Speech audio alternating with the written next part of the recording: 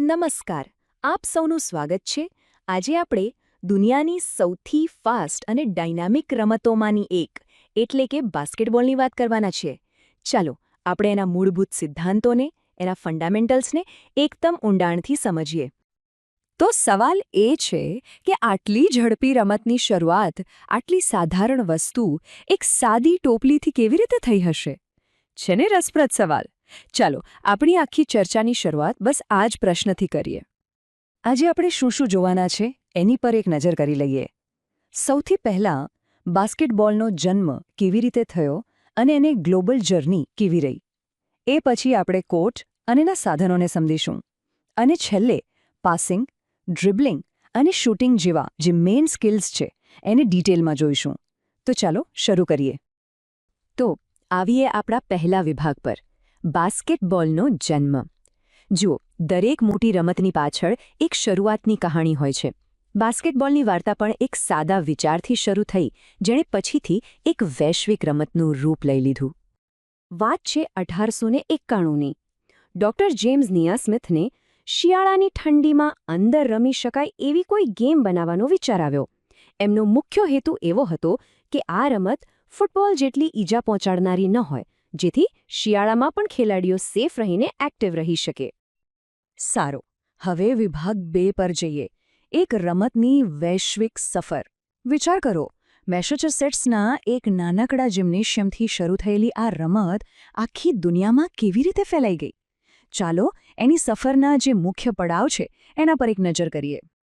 અહીં તમે જોઈ શકો છો, 1891માં આ રમત શોધાઈ, પણ એને ઇન્ટરનેશનલ લેવલ પર પહોંચતા લગભગ 40 વર્ષ લાગી ગયા, જ્યારે 1932માં ઇન્ટરનેશનલ ફેડરેશન બન્યું.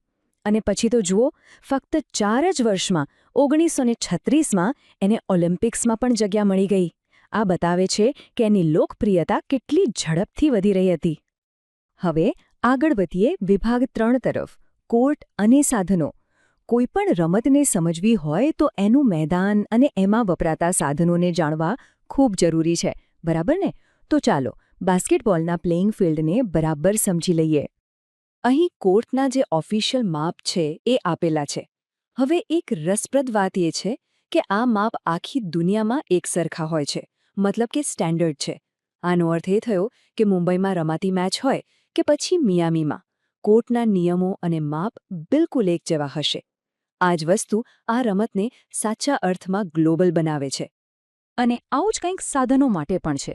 દરેક વસ્તુ માટે ચોક્કસ માપદંડ નક્કી થયેલા છે, જેમ કે બોલનું વજન અને એનો ઘેરાવો, રિંગનો વ્યાસ. આ બધું જ ખૂબ જ કાળજીપૂર્વક કંટ્રોલ કરવામાં આવે છે. આનાથી એ પાક્કું થાય છે કે મેચનું પરિણામ ખેલાડીની સ્કિલ પરથી નક્કી થાય, સાધનોના તફાવતથી નહીં. તો એક ટીમમાં કેટલા ખેલાડીઓ હોય? કોર્ટ પર એક સમયે 5 ખેલાડીઓ હોય છે, અને આ 5 ખેલાડીઓ અલગ અલગ ભૂમિકા ભજવે છે, જેમ કે point guard, shooting guard, centre, જે ટીમને એકદમ બેલેન્સ આપે છે. અને બાસ્કેટબોલ એ તો એકદમ ફાસ્ટ અને શારીરિક રીતે ખૂબ જ મહેનત માંગી લે તેવી રમત છે. એટલે જ ખેલાડીઓને ફ્રેશ રાખવા માટે અને રમતની સ્પીડ જાળવી રાખવા માટે દરેક ટીમને 7 સબસ્ટિટ્યૂટ ખેલાડીઓ રાખવાની પરવાનગી હોય છે. ચાલો હવે વિભાગ 4 પર આવીએ, મુખ્ય કૌશલ્યોની સમજ. અત્યાર સુધી આપણે મેદાન અને નિયમો વિશે જાણી લીધું. તો હવે એ સ્કિલ્સ પર ફોકસ કરીએ જે કોઈ પણ ખેલાડીને એક મહાન ખેલાડી બનાવે છે. બાસ્કેટબોલમાં આમ તો મુખ્ય 3 જ મૂળભૂત સ્કિલ્સ છે: પાસિંગ, ડ્રિબલિંગ અને શૂટિંગ. અને આ ત્રણેય છે ને એકબીજા સાથે જોડાયેલા છે. જરા વિચારો, ડ્રિબલિંગ તમને સારી પોઝિશનમાં લાવે છે, પાસિંગ તક બનાવે છે અને શૂટિંગ તમને ગેમ જીતાડે છે. આગળનો વિભાગ છે પાસિંગ અને ડ્રિબલિંગ. ચાલો આ 2 સ્કિલ્સને થોડા વધુ નજીકથી જોઈએ.